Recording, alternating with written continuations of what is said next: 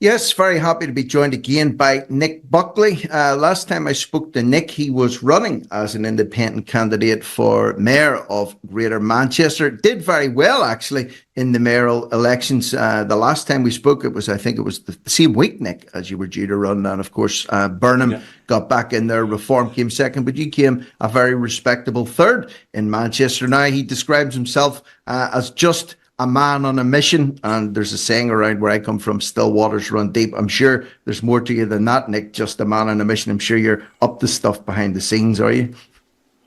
I am. I'm starting my fourth book. It's going to be about how we've always been accused of white supremacy. So it's going to be exploring that side of the woke agenda.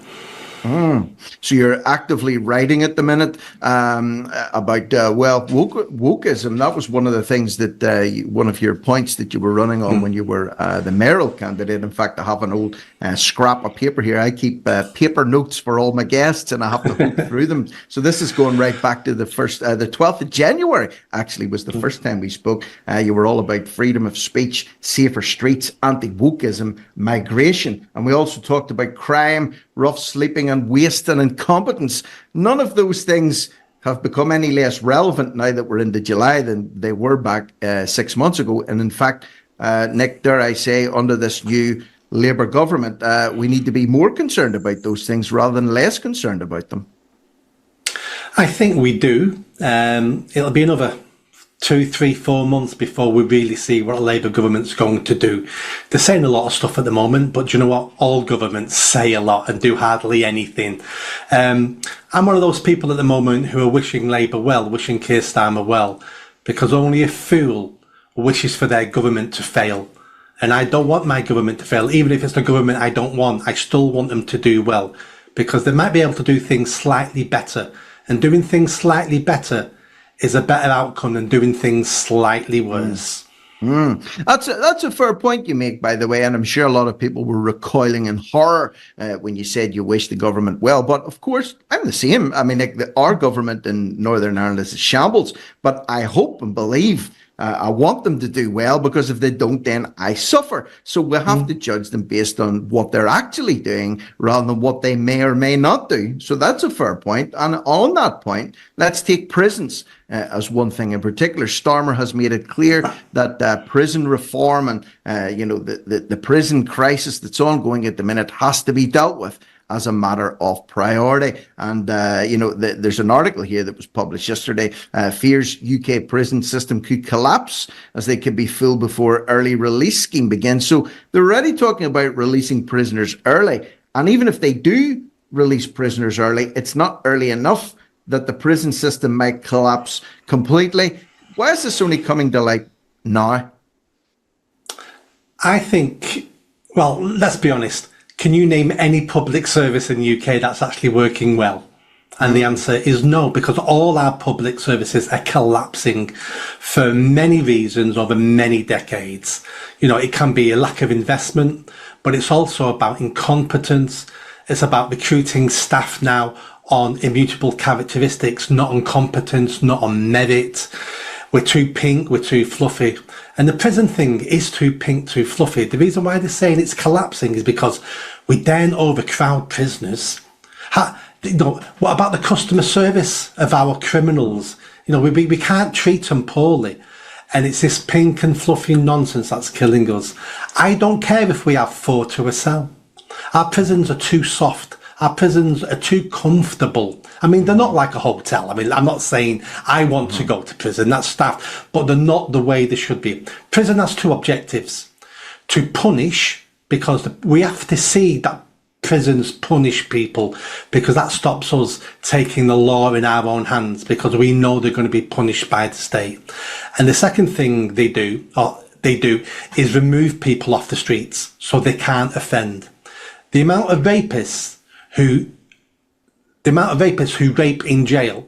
I mean, there is some male rape in jail, some female rape in jail, because we keep sending men to female jails, but we take criminals off the streets to stop them offending. And the third point, which doesn't happen hardly anywhere in the world, is we say we have to rehabilitate criminals. It doesn't work. No one can ever show me a country that does it well. The only country they refer to is Scandinavian countries to do it better than us. But they're spending billions on this and we haven't got the money. So let's forget rehabilitation. What I would like to do is you take the main offenders in every community off the streets between the age of 18 and 35, because they're the ones who commit something like 90% of all the crime. And we're too pink, we're too fluffy, and we care too much about the feelings of criminals. And I don't care about criminals. No, people are probably saying, well, it takes time to expand prison capacity. Yeah, that's if you're making a reinforced concrete blocks with steel doors on it, but you don't have to use that to incarcerate people. You can incarcerate people very cheaply. I know because I've seen it being done in various other parts of the world, very cheaply indeed. All you need is some barbed wire and a few guards with an AK-47 told to shoot on sight anyone that tries to scale the fences. And all of a sudden you have yourself what's called a prison compound. Now, of course, that's an extreme view on things, but I'm just saying where there's a will, there's a way. So we don't need huge amounts of money to do this, and we don't need a lot of time to do this. Solutions could be brought forward sooner rather than later. We've got to take a little headline break. When we come back at the other side, let's look at what some of those solutions could be. And if the will is there, I'm sure the money can be magicked up to facilitate it, like we've seen, for example, with the amount of money that was squandered during the COVID years, with the furlough money, and with everything else, defence spending, you name it, on and on it goes. Billions are magically available wherever it's needed. So why not for this problem, and why not now? So we'll talk about that after this short break here on TNT. Yes, in conversation this morning with Nick Buckley from Greater Manchester area. Nick, we're talking about the prisons creaking at the seams, according to the government. Prisons. The scenario is, by the way, if prisons do become completely full, criminals can't be moved on from police cells. Official modelling suggests that custody suites across the country would run out of space within 3 days, making normal arrest procedures impossible. So that's factual information. I'm not going to say it's crime pays, but it seems to be now is as good a time as any to be a potential criminal, because you got to be looking at that going, well, if it does creak and it does collapse and they can't arrest me, or at least arresting me and holding me is going to become very difficult, will this encourage crime? I'm not sure it'll encourage it, because we have enough as it is. It's just one extra thing that people will think about how our criminal justice system doesn't work, so they will be less fearful. The chances of getting caught for any crime is so slim in this country that most criminals don't worry about it. But I've got two quick solutions that the government could implement almost straight away. The first one will free up 12% of all prison places. Did you know that 12% of criminals in UK prisons are foreign nationals? Let's deport them. Let's open the cells today, get them on planes, regardless of how much they've served of their sentence, and let's deport them with a caveat of, you are never allowed back into this country. And if you come back into this country, you're going to serve a 2-decade sentence because you're expelled for good. That frees up 12% of prison places overnight. The second thing I'd start looking at is non-violent criminals, first offenders who are non-violent. Of course, we want violent offenders in jail. But let's look at someone who's done some fraud, and they should be sent to jail and should be punished. Why don't we implement a new system of house imprisonment, where we lock them up in their houses? We have the technology now. They can be tagged. We can have systems in their house where the bell goes, they've got to put their thumb on the computer within 30 seconds. And if they breach any of that, then they go to big boy jail then. But them living in their house costs us hardly anything. They're being punished for a first offence. We've taken away some of their rights, and that keeps them out of jail. So there's lots of things we can do, but no one thinks outside the box. No one got any new ideas. It's just more of the same, except we need more money. We're failing, but we need more money. More money, more money, more money. And the house arrest thing actually is a great suggestion, one that you don't hear. In fact, you don't hear it at all. But the tech is there as well. Of course, whenever some offenders are released, they get ankle tags, and they have to report to a custody suite or a probation officer, a certain amount of times every week, and they have a curfew placed on them. The tag will be able to monitor that. So of course, that's as good a suggestion as any. Of course, they're not in prison being punished punished in inverted commas, but being confined to your house as well, although it's a lot better than being in a prison, you still lose that freedom to come and go as you please. And the other solution about deporting all foreign nationals who have committed crimes, 100%, because don't forget, when they're staying there at His Majesty's pleasure, they may be at His Majesty's pleasure, but it's you and I are paying for them to stay at His Majesty's pleasure, and it's about 50 or 60 grand a year per head. So that's a lot of money. Exactly. The average prisoner costs 40 grand a year to be placed in prison. 40 grand. Dangerous criminals in the Class A prisons, it's something like £86,000 a year. If we gave them that money, there's a good chance they wouldn't commit crime in the first place. Mm-hmm. Yeah, there is indeed. It's a strange old setup in Manchester. I just want to touch on this very, very briefly, just as we wrap this one up. There was a headline there from Andy Burnham. I don't want a London effect here that prices people out of Manchester. Well, obviously that's your manor, that's your turf. Barnum is in there as the mayor of Manchester, so he's talking about he doesn't want Manchester to become another London when it comes to people not being able to afford houses. But whether or not it becomes another London or not, are they not in that position anyway, where it's extremely difficult to buy a house, especially first-time buyers? There's a lot of homelessness. There's a lot of working homeless in Manchester at the minute. It doesn't need it to become like London. There's already a problem there.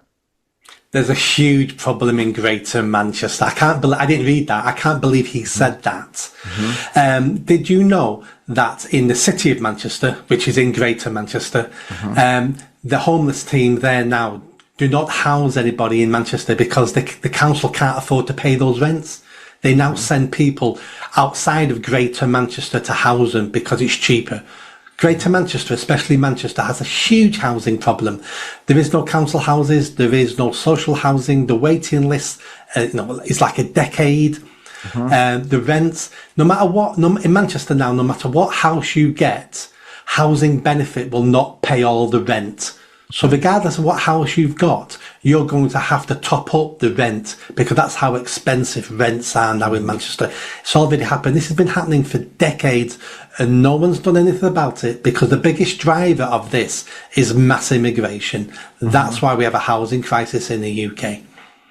Yeah, and I mean, I'm even seeing it where I live in Northern Ireland. It's not just so bad with the mass immigration. It's getting worse, but it's not just so bad. But even here, there's a dearth of affordable first-time homes for first-time buyers. They're certainly building houses. And to be honest with you, I'm scratching my head thinking, who the hell's buying these? Starting price for a starter home now is about $250,000 over here, rising up to about 400 grand. I know it's a lot more expensive than that in many parts of the UK. But as well, the rental market, trying to get a decent rental house here as well. I don't know how many people applying for each property. I think it's about 20 people are applying for every rental house that comes up, which means 19 out of 20 aren't getting a rental property. So what position does that put them in? It's quite grim over here. It's certainly grim up in your neck of the woods. And if London's anything to go by, I don't think really Manchester can afford to hit those peak levels of massive rents and complete lack of housing. Otherwise, people will be spending $1,000 a month living in a living room, probably a shared accommodation thing, terrible conditions with not a lot to show for it. No, exactly. And we need to have a national conversation about this. It's not just mass immigration. There's other factors as well, such as divorce. So, 50 years ago, you'd have a man, woman, 2 kids living in one house. They're now divorced. They now need 2 family-sized houses because they both have the kids at weekends and look after the kids. So that one family that only needs one house now needs 2 houses. We now have so many single people now, so every single person now needs their own accommodation. All this is putting demand on housing supply. And then when we start looking at the price of rents, which are crazy in Greater Manchester, especially in Manchester, we need to understand that 20 years ago, we started making being a landlord a really good business decision. And that started driving up rents. And then we started getting foreign investors. Most of the flats in Manchester city centre, these lovely, fantastic high-rises, the vast majority of them are owned by foreign nationals who buy them, sometimes to rent out, but buy some of them just to keep empty. because they're trying to get their money out of their country in case their country goes belly up or their government turns nasty and wants to confiscate everyone's money.